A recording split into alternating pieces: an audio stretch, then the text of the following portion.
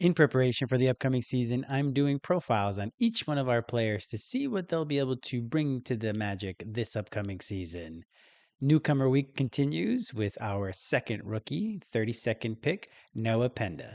This is the Orlando Magic Nation, your source for all things Orlando Magic on YouTube. For Magic fans, by a Magic fan.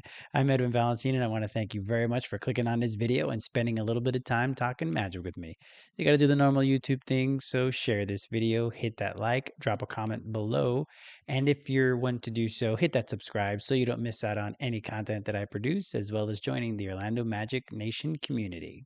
If you're new to my player profiles, basically what I'm doing is I'm trying to do a bit of a scouting report on the player. So I get a little bit of intel on knowing their journey prior to coming to the Magic, then look at their stats from the last season, and finally I go over the film to verify what the stats are telling us. Now, I mentioned with Jace, some of the stats are going to be a little different just because it's not coming from the usual NBA sources. So we're not going to go too deep into the stats because there isn't as much of a depth of it for Noah, but let's get started. Noah Penda, he's a small forward, shoots predominantly with his right hand. He's 6'6". He was born in January 7th, 2005, in the northern part of Paris, France. He turned pro at 17 with the team Jeanne d'Arc de Visage. It's French. It's in the second league of the French league, so I'm probably butchering the name, but that's what it was. The stats in his first season as a 17-year-old, he played 41 games. He averaged 4 points, 4 rebounds, and an assist, and over a stock per game, shooting 21% from three. So what we're going to see is there's going to be an increase in his percentage year over year. So that's very promising. In his second year as an 18-year-old, they were still in the second league. He played 52 games, averaged more minutes at 22 minutes per game, averaging 9 points, about 6 rebounds, and 2 assists. And now his stocks were over 2 stocks per game. For his 19-year-old season, he ended up moving to Le Basket, which is in the first league of the French league. And in that 1 year with them, he played in 37 games. He averaged 27 minutes, averaged about 10 points, 6 rebounds, 3 assists, and over 2 stocks per game, with his 3-point percentage starting to creep up over 30%, so 32.2%, while in all competitions for them last year. And with the 32nd pick of the 2025 NBA draft, the Boston Celtics selected Noah Penda, but the Magic had already made a trade with them, so they were going to be the one technically selecting him. If we look a little bit deeper into his stats, in his 37 games across all leagues in the first league of France, he had a true shooting percentage of about 55%. His effective field goal percentage was at 51%. Not too bad. His total rebounding percentage at 13%. That's something that hopefully he'll be able to increase with his minutes in the league. His assist percentage at 15%. His turnover percentage also at 15%. So while we'll see that he is able to handle the ball, if you watch Summer League, he has to clean up some of his turnovers. So that's hopefully something that Coach Shamgod will be able to get him to tighten up his handles a bit. His steal percentage is 2.5%. His block percentage is 3.7%, which is also very good. Usage of 18.4%. Not too shabby. And his the offensive rating and defensive rating for the club, again, those are not personal stats, those are team stats. The offensive rating for the team while he was on the court is 115.9, and the defensive rating for the team while he's on the court is 110.0.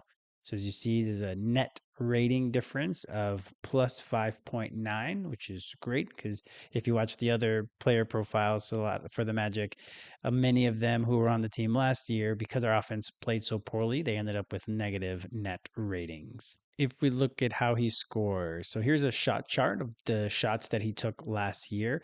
As we see, the bulk of them are at the rim. So 57% is what he shot at the rim, which is something that hopefully he's going to be able to get better at as he progresses in his career. If we look the other, let's say, hot shooting areas are from the right corner as well as over on the left wing. So those are the shots that we're going to see again in the film.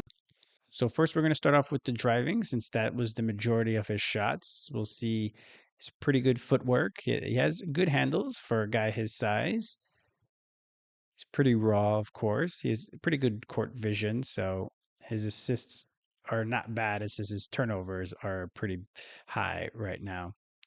But again, a nice line drive driver. He knows when to drive. He's got a nice big body, so he is able to take a lot of contact and still be able to finish. He mentioned it in media day. That's a nice tough one. He mentioned it in media day that he kind of wants to emulate himself after Paolo because they're similar build, and I think that's something that it's a good thing for him to strive to do. Now, physically, Paolo's a few years ahead of him, so that's something that with the weight training that the team is going to put him through, he's going to end up being bulkier in the end. He's going to end up being bigger, and he's going to be likely going to play a lot more like Paolo offensively. Maybe not have the shot, and maybe not have the feel, and maybe not all of that. But I think that's the idea, that he's going to be similar build to Paolo. So that's a good thing that he wants to kind of emulate and look at what Paolo is doing. But as you see, he's definitely someone that has the physical tools to be able to be a good driver, be able to finish after the harm. Hopefully, a lot of and ones in his future. There's another and one there.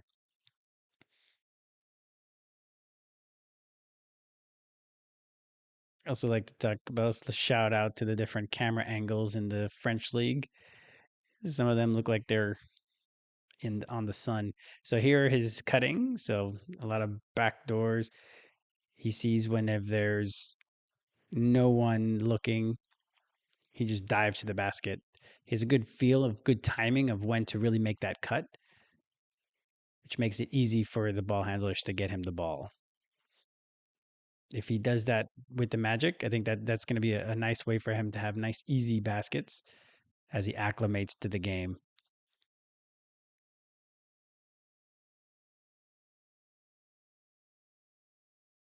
He can do. He has a little bit of a post-up game as well. There was another highlight that I had on there that just the film was a little too grainy for me to have on the rest of the film. But yeah, he doesn't post up frequently, so the frequency would be really low. But it seemed like he was able to take advantage of his size when he had smaller defenders on him. Footwork isn't too bad. I would say a lot of his turnovers were from travels or from picking up his pivot foot when he was in the block. So again, that's just stuff that'll need to be cleaned up. But as a 19-year-old playing professionally against men, it's definitely something that you can always excuse when it comes to those small little errors. And now we're going to see a couple middies, nice pump fake.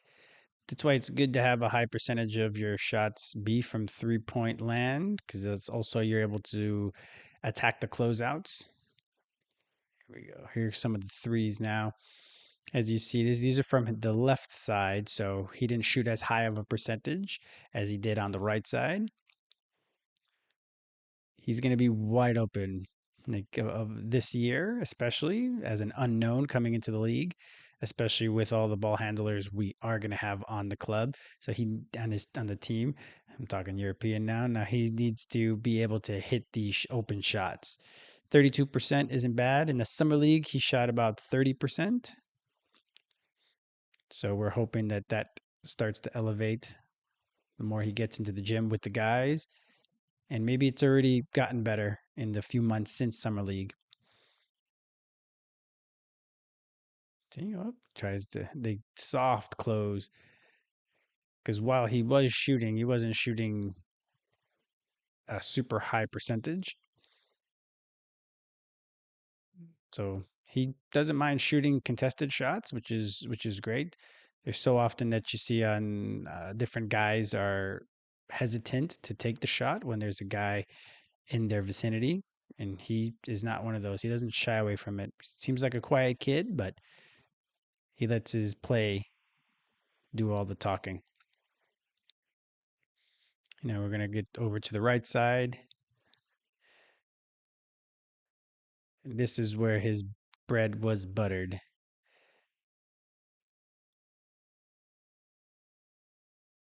how wide open whenever he's wide open in the league, he has to be able to hit these shots. This year, I don't really know how much he's gonna get on the court, to be honest, unless there's a few injuries. But hopefully, he does get that experience early on so that he can get his feet wet and he knows what he needs to work on. Some of these look like high school gymnasiums. Now we're gonna go over his defense and how much floor space he covers when he's not the primary defender, how he sits when he's the primary defender, and then eventually the steals and the blocks. Because as we see, he has a pretty good amount of stocks throughout the course of the season. So here he's going to be the primary defender, keeps his feet down. He's able to guard, I would say, comfortably 2 through 4. It didn't look like he was being posted up very much by any centers, and there were a couple times, again, some of the footage was a bit too grainy for me to use, but there were a few times where he was blown by the smaller guard. But again, at the size that he is and the build that he has, he's not going to be, let's say, a JI who's able to stay in front of a lot of ones. So that's going to be something that he can work on. And if he's able to increase his agility throughout the time with the Magic, then obviously he can develop into that type of defender.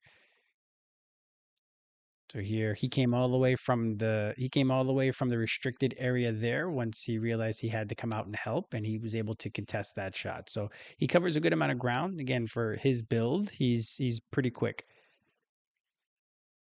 Again, primary ball handler, blows past him there, because when he closes out, sometimes he closes out a bit too hard, and if he closes out too hard, then of course a speedier, smarter offensive player is just going to attack that closeout and blow past him. So that's something that he's going to have to really start to gauge on how hard to come and contest.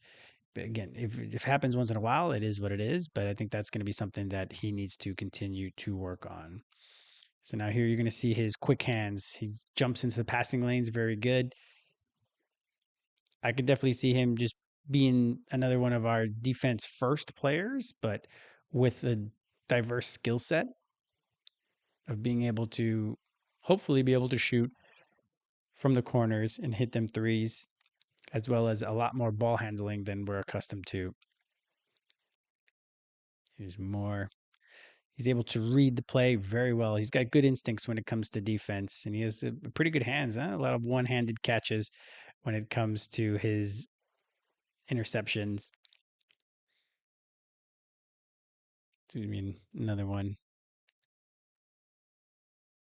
This is a good one. And then with his quick hands, he doesn't sit down as much as I was expecting when I hear about his defense. So that's going to be something that with the Magic, they're going to definitely get him to, I think, be in a lower position, more ready to be able to guard some of the quicker players, the more athletic players we have in the league. But with his quick hands and his big build, I think he's going to be able to stay in front of a lot of guys, and his quick feet. Here's some of the blocks. He's a very good help defender, which is again something that the Magic really cherish and covet, because it takes all 5 guys to play good defense. And when one guy is a little out of position, you need to be able to cover for your brother.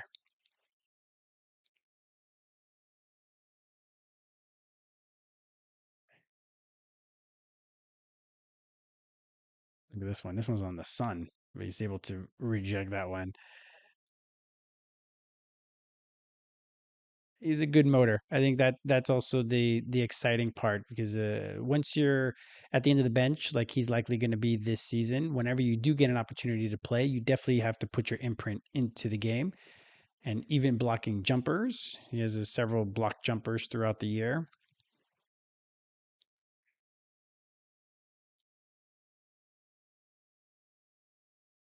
That you can't take any plays off.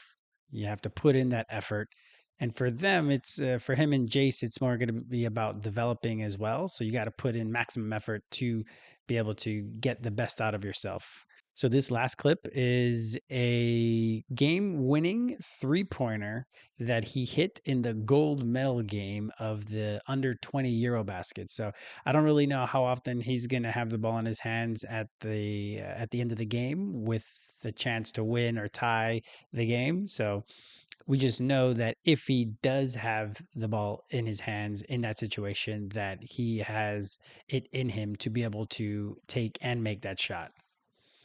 So here, well defended. He just hit a tough shot to win the gold medal. So we know that he has that bit in him as well. Again, he seems like a good kid. He seems a bit quiet, but it looks like he again lets his game do all the talking for him. And that's the end of the film on Noah. The team is going to be looking to compete for a championship. So I don't know how much playing time either one of our rookies are going to get unless there's a good amount of injuries. So that's going to be the biggest unknown when it comes to our two new guys. Now, from everything that's being said in training camp so far, it seems that they're both looking to learn, which you would hope to see from rookies coming into a brand new league. But as Noah mentioned, he's kind of been a rookie the last few years by going to different professional teams and always being the youngest guy on the court. So that's going to be something that he has a lot of experience in. And I think that he's going to be one to, again, soak in everything. He's going to get stronger over the course of the season. He's going to be definitely getting into different kind of shape to be able to guard the type of athletes that there are in the NBA. And he seems to be one that is looking to take on that challenge. So if anything, I can see him maybe hitting the floor sooner than Jace, just because there's more depth. I feel in our backcourt. Our front court has unfortunately been injured at different times, so we hope that Ji is able to stay healthy as he has the last couple seasons. But if Ji were to go down, then either they would be shifting Tristan to be more of a power forward, or they would be able to give Noah a bit of a chance to see how he fares so far in the NBA right off the bat. So we shall see. The things to really look for this season for me is his 3-point shooting, if that's going to come along. Again, he's a rookie, so you really can't expect too much, and especially with the rookies that we have on this team kind of being buried a little bit with our championship aspirations and the talent we now have on the team. So that's going to be that. But I think really looking for his 3-point shot, taking the 3-point shot when it's open, hitting it, that'd be great. But really, I think it's more of the mindset that we need guys that are going to be willing to shoot. And he doesn't seem very shy. 18% usage isn't very high, but it's definitely is going to be something for someone who is going to be the fifth option on offense when he's in the game. I think him just being ready to shoot is going to be his biggest attribute, as well as, of course, his defensive versatility, which is something that the Magic, I'm sure, coveted and why they traded so many assets to get him at the 32nd pick. So let me know what you think and how Noah's going to do this season. Drop a comment below and do all the other YouTube things. So share this video, hit that like, and if you want to do so, hit that subscribe. We're getting real close to 200 subscribers, and we're looking to do so before the start of the season. So hit that subscribe and don't miss any of the content that I produce and joining the Orlando Magic Nation community. I want to thank you very much for watching this video and spending a little bit of time talking magic with me. I hope you're having a great day.